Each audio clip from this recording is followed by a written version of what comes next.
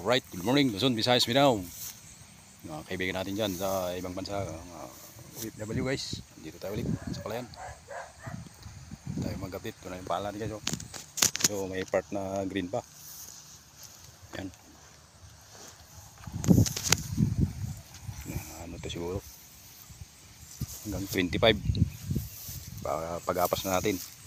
So guys, matitigas na to. Yung iba.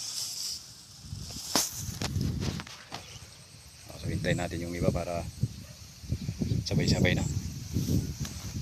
Hirap kasi kung may green pa. Sayang. Hindi maano ng tracer. Tatapon lang. Hintayin na natin hanggang 25 or 26. Pag-apas na. Okay. Thank you for watching guys. Sana yung usaw lang video. God bless us all. Love you kami ng Manalo.